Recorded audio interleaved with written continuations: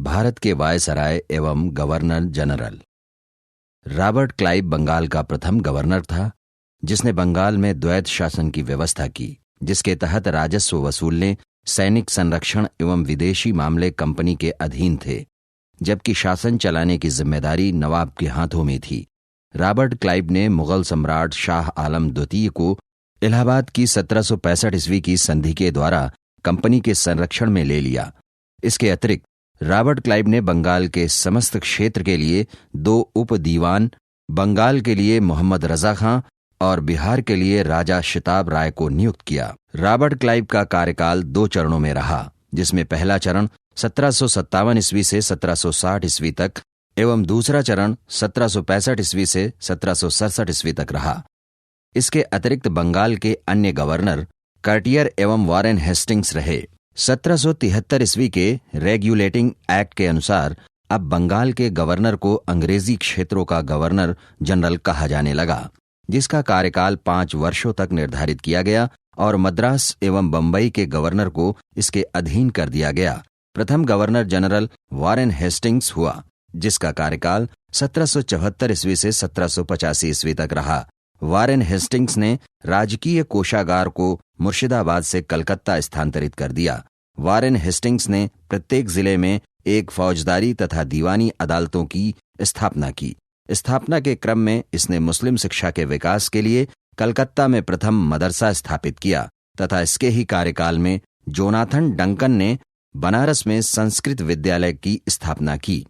Warren Hastings ने गीता के अंग्रेजी के अनुवादकार विलियम विल्किंस को आश्रय प्रदान किया। इसी के समय में ही सर विलियम जोन्स ने 1784 ईस्वी में दी एशियाटिक सोसाइटी ऑफ बंगाल की स्थापना की। वॉरेन हेस्टिंग्स ने मुगल सम्राट को मिलने वाली 26 लाख रुपए की वार्षिक पेंशन बंद करवा दी। वॉरेन के कार्यकाल में ही 1774 ईस्वी के रेगुलेटिंग एक्ट के तहत कलकत्ता में एक उच्चतम न्यायालय की स्थापना की गई, जिसका अधिकार क्षेत्र कलकत्ता तक था, लेकिन कलकत्ता के बाहर का मुकदमा तभी सुना जाता था जब दोनों पक्ष सहमत हों। वॉरेन ने बोर्ड ऑफ रेवेन्यू की स्थापना की। वॉरेन के बाद सर जॉन मैकफर्सन को 1785 से 86 ईस्वी में अस्थायी रूप से गवर्नर जनरल नियुक्त किया गया।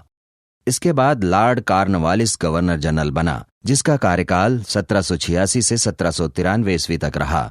लॉर्ड कॉर्नवालिस को भारत में नागरिक सेवा का जनक माना जाता है।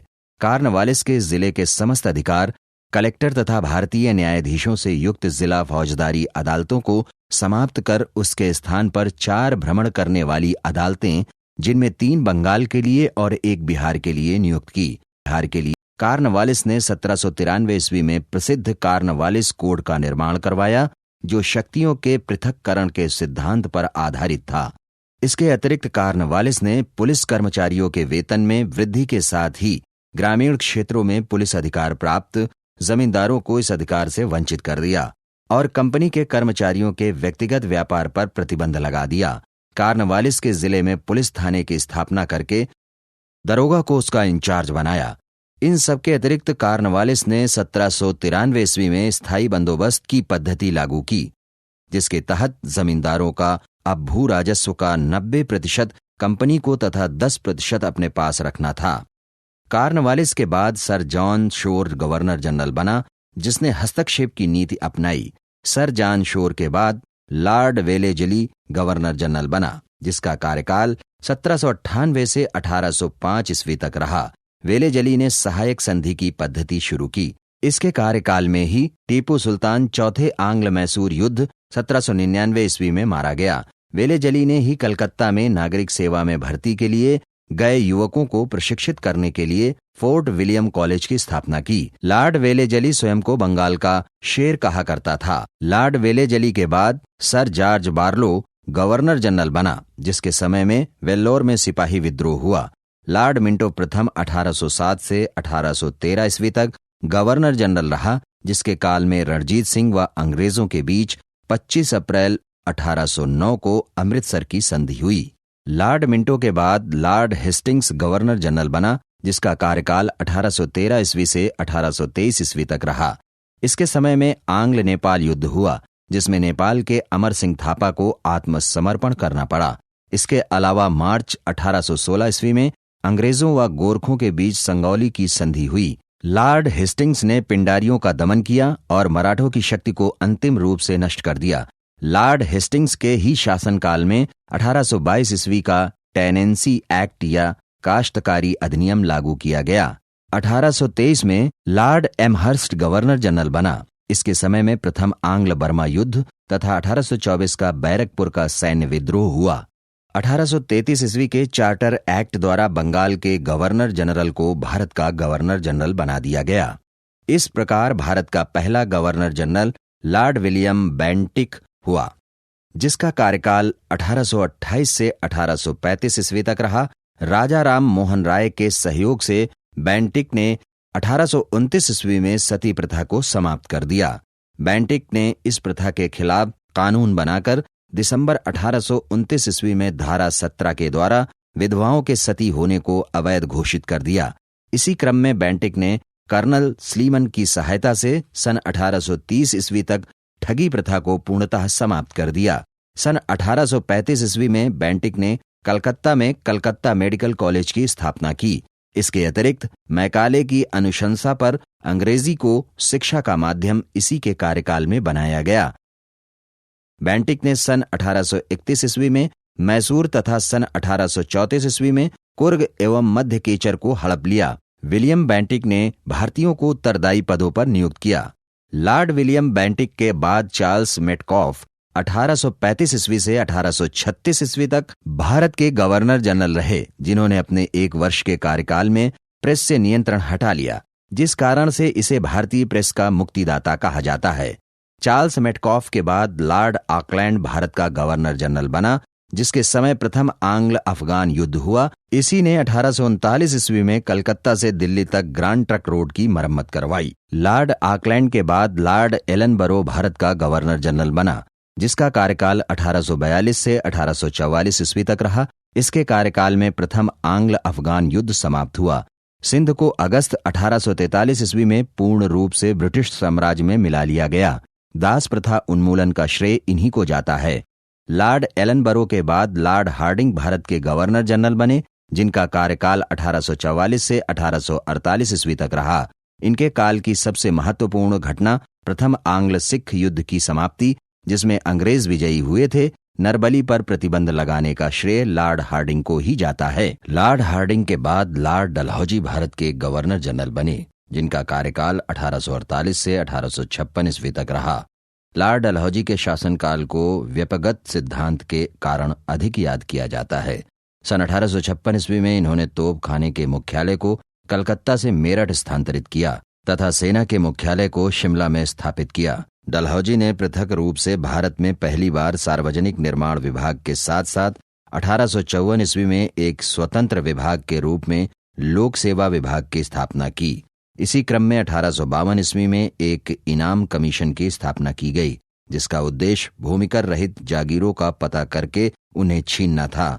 शिक्षा संबंधी सुधारों में डलहौजी ने सन 1854 ईस्वी के वुड डिस्पैच को लागू किया, जिसके अनुसार जिलों में एंग्लो वर्नाक्यूलर स्कूल, प्रमुख नगरों में सरकारी कॉलेजों तथा 1857 ईस्वी में तीनों प्रेसिडेंसियों कलकत्ता, मद्रास एवं बंबई में एक एक विश्वविद्यालय स्थापित किए गए और साथ ही प्रत्येक प्रदेश में एक शिक्षा निदेशक नियुक्त किया गया।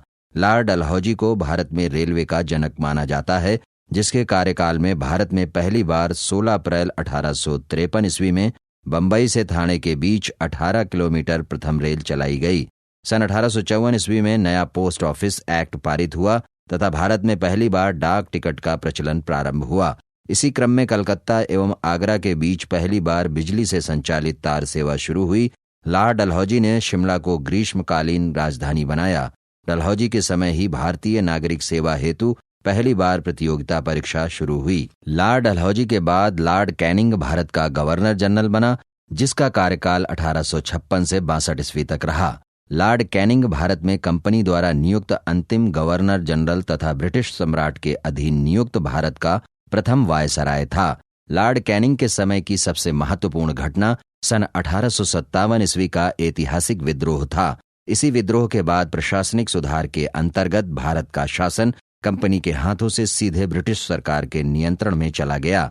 लॉर्ड कैनिंग के समय इंडियन हाई कोर्ट एक्ट पारित हुआ, जिसके द्वारा बंबई, कलकत्ता तथा मद्रास में एक एक उच्च न्यायालय की स्थापना की गई। कैनिंग के समय ही सन 1856 ईस्वी में विधवा पुनर्विवाह अधिनियम पारित हुआ। लॉर्ड मैकाले द्वारा प्रारूपित दंड संहिता को कैनिंग ने कानून बना दिया तथा सन 1859 ईस्वी में अपराध विधान संहिता लागू की। डलहौजी द्वारा शुरू की गई राज्य विलय की नीति को कैनिंग ने समाप्त कर दिया। इसके कार्यकाल में 1861 ईस्वी में भारतीय दंड संहिता आईपीसी की स्थापना हुई। लॉर्ड कैनिंग के बाद लॉर्ड एल्गिन भारत के गवर्नर जनरल बने, जिनका कार्यकाल 1862 से 1863 ईस्वी तक रहा। इन्होंने वहाबी आंदोलन का दमन किया। 1863 ईस्वी में हिमाचल प्रदेश के धर्मशाला में इनकी मृत्यु हो गई। लॉर्ड एल्गिन के बाद लॉर्ड लॉरेंस भारत का गवर्नर जनरल बना, जिसका कार्यकाल 1864 से 1869 ईस्वी तक रहा।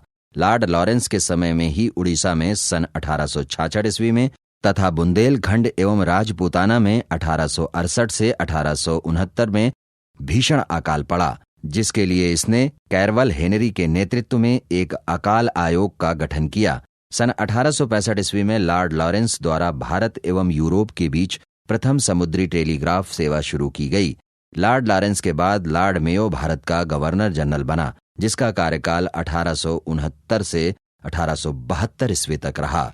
इसने अजमेर में मेयो कॉलेज की स्थापना के साथ साथ भारत में कृषि विभाग की स्थापना 1872 में की। सन 1872 ईस्वी में ही एक अफगान ने चाकू मारकर इसकी हत्या कर दी। लॉर्ड मेयो के बाद लॉर्ड नॉर्थब्रुक भारत का गवर्नर जनरल बना, जिसका कार्यकाल 1872 से 1876 ईस्वी तक रहा।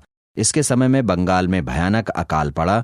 इसने बड़ौदा के मल्हाराव गायकवाड़ को भ्रष्टाचार के आरोप में पदच्युत कर मद्रास भेज दिया। पंजाब का कूका आंदोलन इसी के समय में हुआ। लॉर्ड नॉर्थब्रुक के बाद लॉर्ड लिटन भारत का गवर्नर जनरल बना, जिसका कार्यकाल 1876 से 1880 ईस्वी तक रहा। लिटन एक प्रसिद्ध उपन्यासकार, निबंध लेखक एवं साहित्यकार था। साहित्य में इसे ओवन मेरिडिथ के नाम से जाना जाता था। इसके समय में बंबई, मद्रास, हैदराबाद, पंजाब तथा मध्य भारत में भयंकर अकाल पड़ा, जिसके लिए इसने रिचर्ड स्ट्रेची की अध्यक्षता में एक अकाल आयोग की स्थापना की। इसने सिविल सेवा परीक्षाओं में प्रवेश की अधिकतम आयु सीमा 21 वर्ष से घटाकर 19 वर्ष कर दी।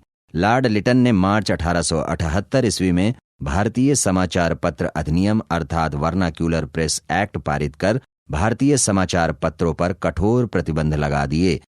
लॉर्ड लिटन ने अलीगढ़ में एक मुस्लिम एंग्लो प्राच्य महाविद्यालय की स्थापना की। लॉर्ड लिटन के बाद लॉर्ड रिपन भारत का गवर्नर जनरल बना, जिसका कार्यकाल 1880 ईस्वी से 1884 ईस्वी के मध्य तक रहा। रिपन ने सिविल सेवा में प्रवेश की आयु 19 वर्ष से बढ़ाकर 21 वर्ष कर दी।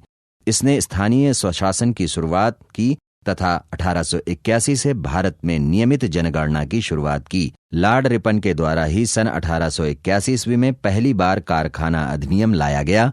रिपन ने सन 1882 ईस्वी में वर्नाक्यूलर प्रेस एक्ट को समाप्त कर दिया। फ्लोरेंस नाइटिंगेल ने रिपन को भारत के उद्धारक की संज्ञा दी। लॉर्ड रिपन के बाद लॉर्ड डफरिन 1884 से 1888 ईस्वी के मध्य भारत का गवर्नर जनरल रहा। इसके समय तृतीय आंग्ल बर्मा युद्ध हुआ और बर्मा को अंतिम रूप से अंग्रेजी राज्य में मिला लिया गया। लॉर्ड डफरिन के समय में ही Bengal tenancy act, Awadh tenancy act तथा पंजाब टेनेंसी एक्ट पारित हुआ। लॉर्ड डफरिन के समय में ही 28 दिसंबर 1885 ईस्वी को भारतीय राष्ट्रीय कांग्रेस की स्थापना हुई। लॉर्ड डफरिन के बाद लॉर्ड लैंसडाउन भारत का गवर्नर जनरल बना, जिसका कार्यकाल 1888 ईस्वी से 1894 ईस्वी तक रहा। इसके समय में भारत और अफगानिस्तान के मध्य डूरंड नामक सीमा रेखा का निर्धारण हुआ।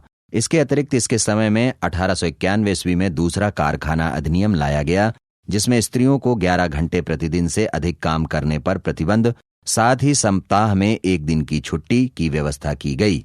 लॉर्ड लैंसडाउन के बाद लॉर्ड एल्गिन द्वितीय 1894 से 1899 ईस्वी तक भारत का गवर्नर जनरल रहा। इसका कथन था कि भारत को तलवार के बल पर विजित किया गया है और तलवार के बल पर ही इसकी रक्षा की जाएगी। लॉर्ड एल्गिन द्वितीय के बाद लॉर्ड कर्जन 1899 ईस्वी से 1905 ईस्वी तक भारत का गवर्नर जनरल रहा। कर्जन ने सन 1901 ईस्वी में सर कालिन स्कॉट मॉनक्रीक की अध्यक्षता में एक सिंचाई आयोग, 1902 ईस्वी में सर एंड्रयू फ्रेजर की अध्यक्षता में पुलिस आयोग एवं सर टॉमस रैले की अध्यक्षता में विश्वविद्यालय आयोग की स्थापना की।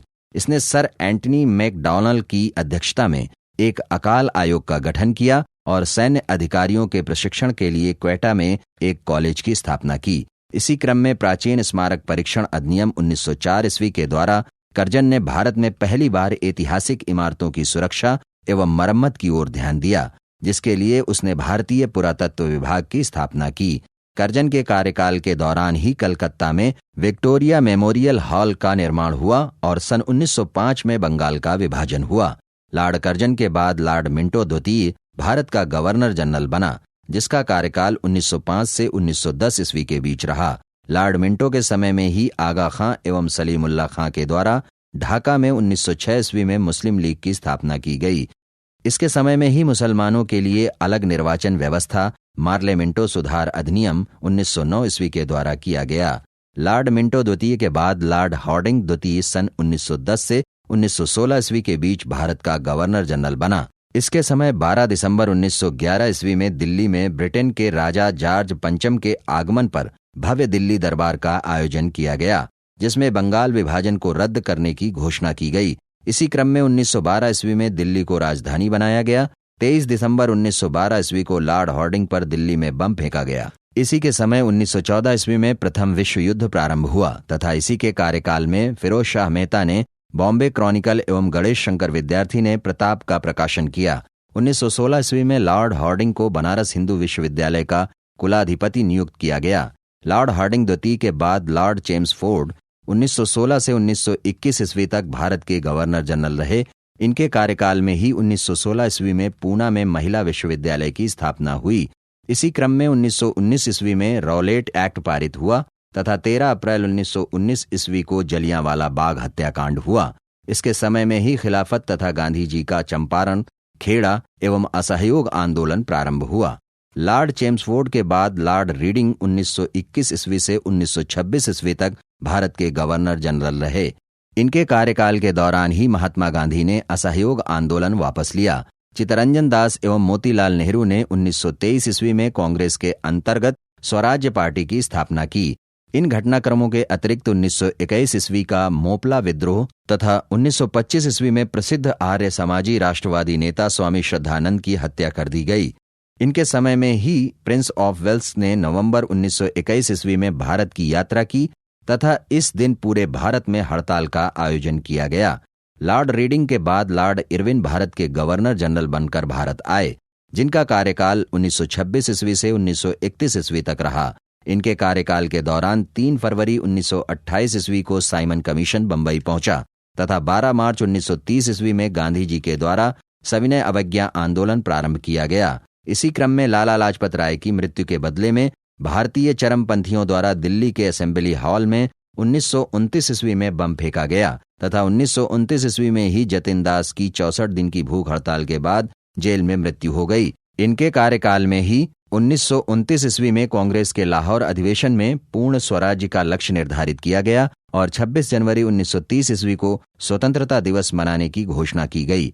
5 मार्च 1931 ईस्वी को गांधी इरविन समझौते पर हस्ताक्षर किया गया और साथ ही सविनय अवज्ञा आंदोलन को स्थगित किया गया। लॉर्ड इरविन के बाद लॉर्ड वेलिंगटन 1931 ईस्वी से 1936 ईस्वी तक भारत के गवर्नर जनरल रहे। इनके समय में लंदन में 7 सितंबर 1931 ईस्वी से द्वितीय गोलमेज सम्मेलन का आयोजन हुआ, जिसमें कांग्रेस के प्रतिनिधि के रूप में महात्मा गांधी ने भाग लिया। इसी क्रम में महात्मा गांधी व डॉक्टर भीमराव अंबेडकर के बीच 26 सितंबर 1932 ईस्वी को पूना समझौता हुआ। इन सभी के अतिरिक्त इनके समय में ही भारत सरकार अधिनियम 1935 पास किया गया। वेलिंगटन के बाद लॉर्ड लिनलिथगो 1936 ईस्वी से 1943 ईस्वी तक भारत के गवर्नर जनरल रहे। इनके समय में चुनाव कराए गए, जिसमें कांग्रेस ने 11 में से 8 प्रांतों में अपनी सरकारें बनाई। इसी क्रम में 1 सितंबर 1939 ईस्वी को द्वितीय विश्व युद्ध प्रारंभ हुआ। ब्रिटिश सरकार ने भारतीयों की सहमति के बिना उन्हें युद्ध में झोंक दिया। कांग्रेस ने प्रतिक्रिया स्वरूप इसका तीव्र विरोध किया और अपने द्वारा शासित प्रांतों के सभी मंत्रिमंडलों से त्यागपत्र दे दिया। इसी समय मार्च 1939 ईस्वी में सुभाष चंद्र बोस ने फॉरवर्ड ब्लॉक नाम की एक नई पार्टी बनाई। 1940 ईस्वी में लीग के लाहौर अधिवेशन में पहली बार पाकिस्तान की मांग की गई। इसी क्रम में 8 अगस्त 1940 ईस्वी को अंग्रेजों द्वारा अगस्त प्रस्ताव लाया गया तथा 1942 ईस्वी को कांग्रेस ने भारत छोड़ो आंदोलन प्रारंभ किया। लॉर्ड लिनलिथगो के बाद लॉर्ड वेवेल भारत के गवर्नर जनरल बने, जिनका कार्यकाल 1944 से 1947 ईस्वी तक रहा। इनके कार्यकाल में 1945 ईस्वी में शिमला समझौता हुआ और 1946 ईस्वी में कैबिनेट मिशन भारत आया। इसके अतिरिक्त 20 फरवरी 1947 में लेबर पार्टी के प्रधानमंत्री लॉर्ड क्लीमेंट एटली ने हाउस ऑफ कॉमन्स में यह घोषणा की कि जून 1948 ईस्वी तक प्रभुसत्ता भारतीयों को दे देंगे। लॉर्ड लिनलिथगो के बाद लॉर्ड माउंटबेटन मार्च 1947 से जून 1948 ईस्वी तक भारत के गवर्नर जनरल रहे। इनके समय 4 जुलाई 1947 ईस्वी को ब्रिटिश संसद में एटली द्वारा भारतीय स्वतंत्रता का विधेयक प्रस्तुत किया गया, जिसे 18 जुलाई को स्वीकृति मिली। विधेयक के अनुसार भारत और पाकिस्तान 2 स्वतंत्र राष्ट्रों की घोषणा की गई। 15 अगस्त 1947 ईस्वी को भारत स्वतंत्र हुआ। स्वतंत्रता के पश्चात भारत के प्रथम गवर्नर जनरल लॉर्ड माउंटबेटन हुए, जबकि स्वतंत्र भारत के प्रथम एवं अंतिम भारतीय गवर्नर जनरल चक्रवर्ती राजगोपालाचारी हुए।